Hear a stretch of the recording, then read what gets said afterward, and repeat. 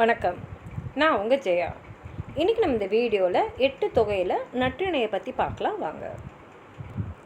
இதோட திணை குறிஞ்சி. காதல் வாழ்வுக்கு அடிப்படையாக இருப்பது ஒருவர் மேலே இன்னொருத்தர் வச்சுருக்கிற ஆழ்ந்த நட்பும் நம்பிக்கையும் தான். உலகில் எவர் குறை சொன்னாலும் அன்பால் இணைஞ்ச இரு உள்ளங்களும் கொஞ்சம் கூட குழப்பம் இல்லாமல் தெளிவோடு இருக்கும். குறிஞ்சி பாடுறதில் வல்லவரான கபிலர் இந்த பாடலை அந்த மாதிரியான ஒரு அன்போடு கூடிய உணர்வை ஆழத்தையும் தெளிவாக குறிப்பிட்டு பாடியிருக்காரு. ஒரு சில நாள் பிரிவதற்கே எனது நெற்றியில் பசலை பாய்வதைக் கண்டு பொறுக்க இயலாத அன்பு உள்ளம் கொண்டவர் என் காதலர்.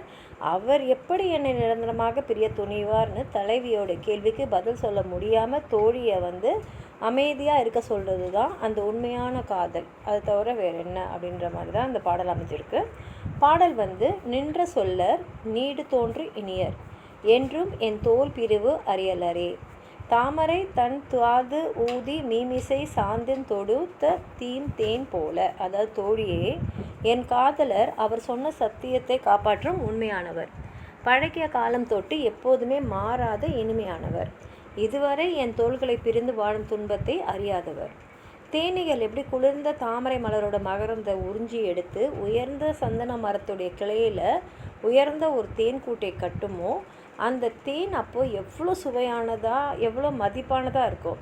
அதே போல் மதிப்புமிக்க சான்றுராகியதான் என் தலைவன். அவருடைய அன்பும் அந்த மாதிரி உயர்ந்தது அப்படின்னு தலைவி சொல்கிறாங்க.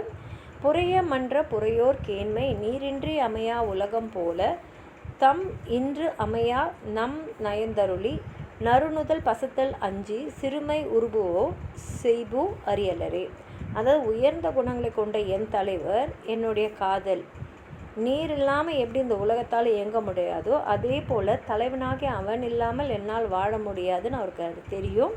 இந்த உண்மையை உணர்ந்து என் மேலே பேரன்பும் கருணையும் கொண்டவர் தான் அவர் என்னை பிரிந்து சென்றால் என் நெற்றி பிரிவு துயரால் பசலை நிறம், அதாவது மஞ்சள் நிறம் அடைந்துவிடும்.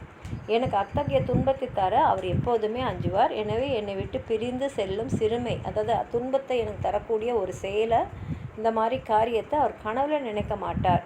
அந்த மாதிரி செயல்களை அவர் செய்ய அறியாதவர் என்று தலைவி உறுதியோடு கூறுகிறார்.